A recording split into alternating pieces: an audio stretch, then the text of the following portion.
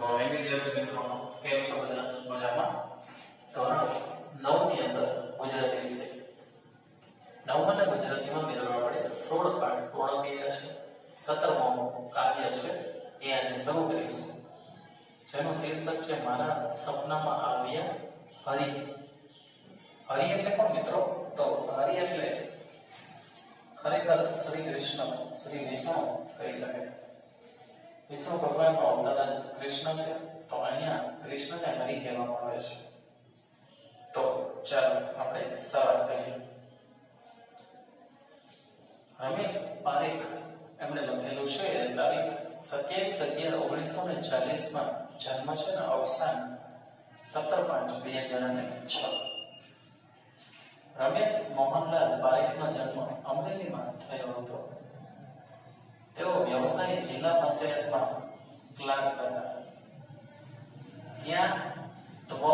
ખડીંગ સનારા ખમ્મા આલા બાપુને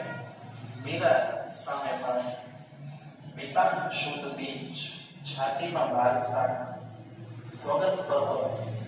ચશ્માના કાચ પર એમના મહત્વના કાવ્ય સંગ્રહો છે તે તેમના મહત્વના કાવ્ય સંગ્રહો છે એટલે કે કાવ્યો લખેલા છે તેમના કાળ સાચવે પગલા અને મન પાંચમના મેળામાં એમના મરણોત્તર સંપાદનો છે 6 અક્ષરનું નામમાં એમની સમગ્ર કવિતા ગ્રંથસ્થ થઈ ગઈ છે હાઉક ચી બેતાલી હફરક લફરક અજોગજબનો ખજાનો તેમના બાળ સાહિત્યના સંગ્રહો છે સપ્પા એક ઉખાણો સૂરજને પડછાયો હોય એમના નાટકો છે રણજીતરામ સુવર્ણચંદ્રક અને સાહિત્ય અકાદમી દિલ્હી ના પારિતોષિકથી તેમને સન્માનિત થયા છે સમજાયું મિત્રો તમને કેટલી મહાન વિભૂતિ હતા રમેશ પારેખ કાવ્ય સંગ્રહો નાટકો બાળ કાવ્યો છે એ લખેલા છે હવે મારા સપનામાં આવ્યા હરિ રચના રમેશ પારેખના 6 અક્ષરનું નામ સંગ્રહમાંથી પસંદ કરવામાં આવી છે આ ઉર્મી ગીતમાં પ્રભુ પ્રેમમાં મહાવરી બનેલી ગોપીના મનોભાવો રજૂ થયા છે ગોપીને ભાસ થાય છે કે એના સપનામાં આવેલા હરિએ એમને બોલાવી ઝોલાવી વાલી કરી એના તરફ પ્રેમ વ્યક્ત કર્યો કૃષ્ણ જેમ દ્વારિકાના રાજા હતા એમ ગોપીના મનની દ્વારિકાના પણ રાજા છે ગોપીની કૃષ્ણ પ્રીતિની તીવ્રતા ત્યાં સુધી પહોંચે છે કે કંસાર કરવા મૂકેલા આંધણમાં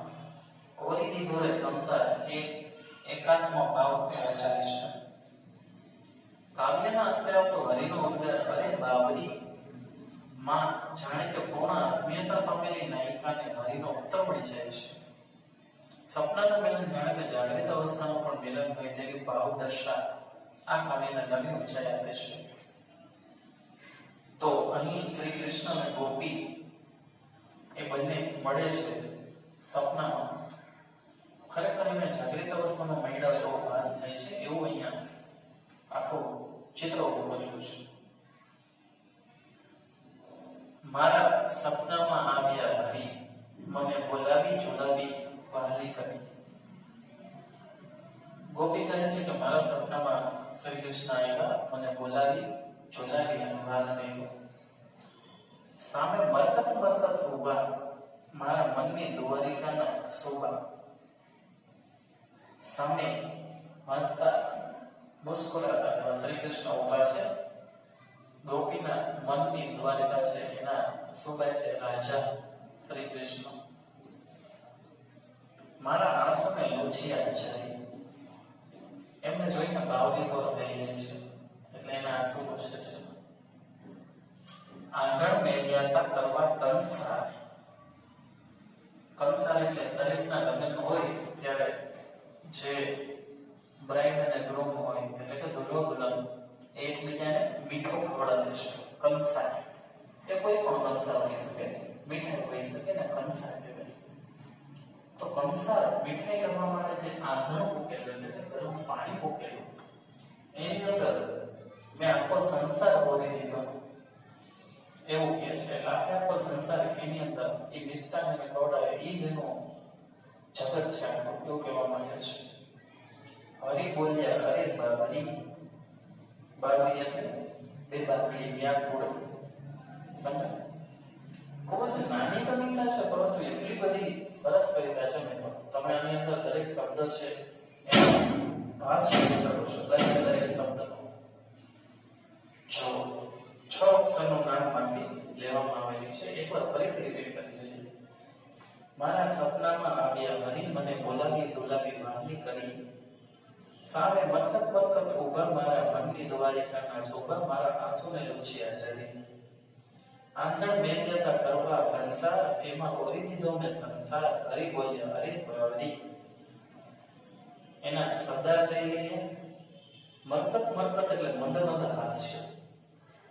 આંધણ એટલે કે રસોઈ તૈયાર કરવા માટે મૂકેલું ગરમ પાણી. કંસાર એટલે કે મિષ્ટાન. સુબા એટલે પ્રાંતનો વડો. અહીં શ્રી કૃષ્ણ વિશ્વાસ છે. તળપતા શબ્દો છે મેલિયા એટલે મોક્યા અને ભાવરી એટલે કે બેબાકડી વ્યાકુળ કે બાવરી. તો મિત્રો આજે આપણે મારા સપનામાં આવ્યા હરી 17માં 118માં પેજ ઉપર જે કાર્ય કરેલું છે પેજ નંબર 118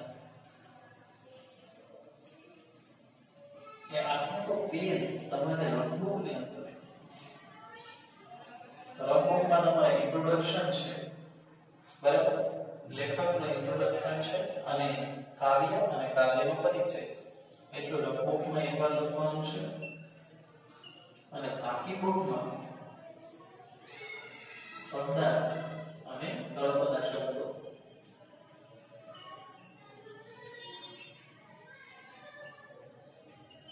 બરાબર રફબુકમાં અને બાકી બુક બંનેમાં. ચલો તો આટલું લેસન તમને સમજાઈ ગયું હોય તો હવે આગળ વધીશું બરાબર આવતા નેક્સ્ટ વિડિયોમાં. ત્યાર સુધી બધા મિત્રો ઘરે રહો, સુરક્ષિત રહો.